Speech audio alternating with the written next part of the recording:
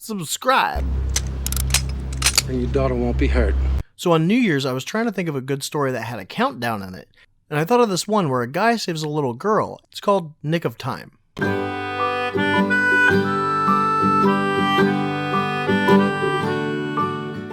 Hurry up, Godzilla's coming. So this guy, Gene, is randomly selected to murder a woman. What?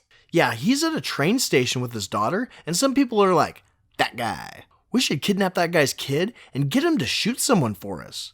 Why would they think he would do it? Well, they saw him assault some guys when they were harassing his little girl, and they think that he would kill someone if they kidnapped her. The bastard's got my daughter. You know they're gonna kill her, don't you? So this guy goes over to him with a badge and a very convincing mustache and tells him to come with them. And they should have known this isn't their man when he was more aggressive with somebody who was trying to take a teddy bear Fall down and go boom. than when somebody was trying to take his daughter. Ma'am, I'll take my daughter. But they take him to a van and they give him a gun and some bullets and a very noticeable limp and send him on his way. That's why you should always wear a helmet and knee pads. He knows where his target's going to be, so he heads off. He bumps into a small child and thinks for a second he's on a prank show, but then realizes it's not her and caresses her very creepily. Honey, you missed a whole lot of kisses.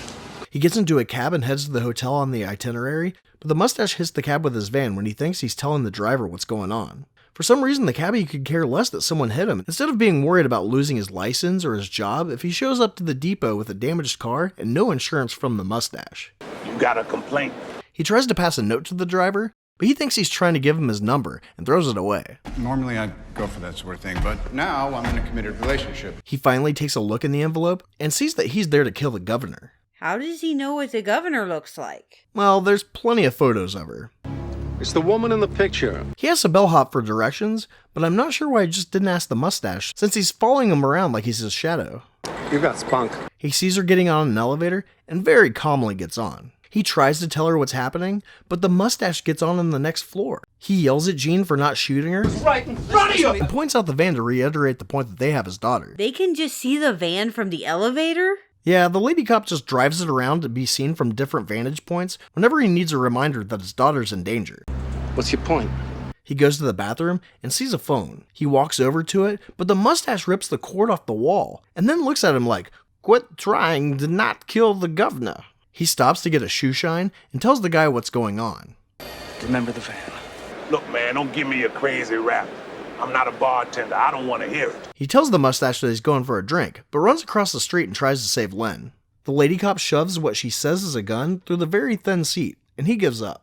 You ever had an idea to die of malnutrition? Leave it to me. He goes to the next location where the security guard is in on the plan and lets him in. He tries to tell the cop what's going on, but the mustache stops him yet again. Gene then stupidly throws the radio that the mustache is using to talk to his partner off the roof. Why is that stupid? Well, if he doesn't stay in contact with her, she's supposed to kill his daughter. Okay, that's dumb. Gene then goes over to the cop that the mustache stopped him from talking to, and we find out that this guy's in on it too. You got this under control, Smitty? Yeah. But I don't know why he didn't just let Gene talk to him in the first place. The end result would have been the same. What's your point? He holds the governor's assistant at gunpoint and tells her what's going on. My daughter's been kidnapped.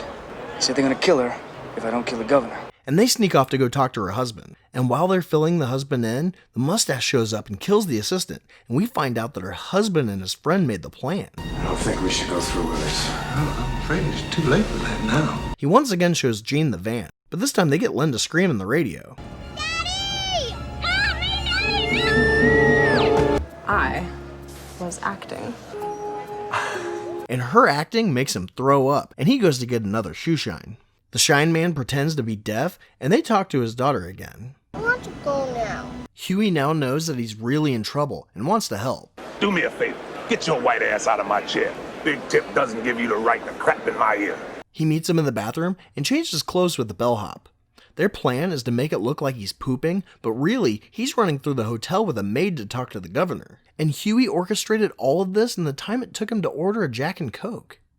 Oh, of course. I wish everything were that easy. He tells the governor what's going on, but she doesn't believe him. He tells her that if she tries to cancel the last speech, no one will let her do it. But what he should have said was try calling your assistant. If you can't get her in this room, you know I'm telling the truth. Why wouldn't they let her cancel? This is a fundraiser for her new campaign, and there's no way that they would let her skip out on the big speech of the day. Now, reanimating Krista's corpse would be pretty hard to do in 13 minutes. It'll look funny. Well, time is running out, and the mustache is really tired of waiting for him to be done pooping, so he and the other guard go into the bathroom to pull him out. Well, the bellhop is still in the stall, and the door is opening. Apparently, this is very suspicious behavior of doors, so Gene has to get him out of there. Daddy's late. We gotta go. The bellhop's relieved that they're gone, but I would like to know what he told his boss he was doing for the last 20 minutes. He could tell him the truth. Shut up. You can't just say that I was pretending to be another guy taking a crap while one breaks into the governor's room, possibly to murder her. Jesus, that's how you get fired. Well, the governor's trying to cancel the speech because she has bedhead and a migraine, but then yells at him. Lose control again and you'll have to commune with the supreme intelligence. There's nothing more dangerous to a warrior than emotion. I am a fierce warrior. She then says she has diarrhea, but he's willing to risk her crapping herself on stage and tells her to do the speech anyway. He also says that not campaigning in the state capitol is fine too. What's your point? But she's a smart cookie and asks for the assistant to confirm Gene's story. Oh, shit. At the speech, we once again see this Asian couple with a video camera that are filming candid footage of the crowd, like normal people do. And this couple has also been following him around, getting shots of him acting weird. But wouldn't a jury find it weird that this guy keeps painting over and filming Gene? I know people. It's my job. People person. I guess all of the security team is in on the plan because they just waved Gene and the mustache through without even attempting to pat him down. And when the governor enters the room, they all draw their guns in anticipation of him shooting her. What's your point? The point is, you guys are bringing way too much attention to yourselves.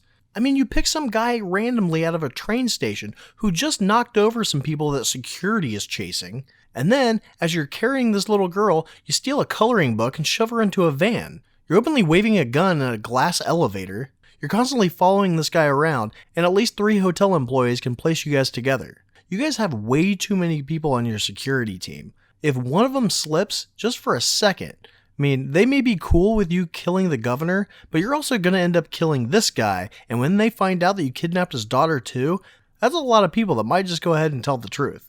And you're just going to openly shoot a little girl in a van parked outside a downtown LA hotel. The real kicker is just taking Gene's word for it that the shoeshine guy is deaf, and then you go ahead and just spill out your entire plan and put her on the walkie. Right? Right.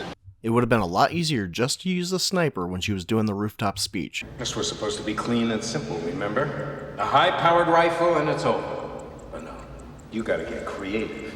Well, Gene's a nice guy and can't kill the innocent woman, so he shoots at the mustache instead, and runs out in the commotion. The head of security follows him, and the bellhop kills him with a dinner cart, and he's kind of okay with it. The governor's husband goes over to her laying on the ground and confesses. A bleeding heart makes a very big target, Governor. But it was her bodyguard that got shot, and not her. Things have changed, Brendan. In the van, the lady cop is really eager to kill the little girl. It's time. You read me? I don't hear you. I'm gonna go ahead now. But Huey cleans the windshield, which causes him to get shot. I ain't paying you nothing! Len tries to escape, but the mustache is at the door. So now both bad guys are firing their weapons at people, and Gene shows up to make it 3. Apparently, there is no one else on the street either. Huey and the woman are fighting, and she gets free for a second, which she uses to try to kill the small child, instead of the grown man beating her with a wooden leg. Doesn't seem quite right, does it? Well, Len is safe now, but the governor may not be. Why did they want to kill her? Oh, yeah, she is dumping the good old boys faster than yesterday's newspapers. No wonder they're howling. They had no idea that she was going to turn into this flaming liberal. Well, she was against gun violence, and wanted stricter gun laws. So they tried to have her killed by a gun, pretty much proving her right. What's your point? I'm a guy gonna kill your daughter if you don't. Subscribe. You're wasting time.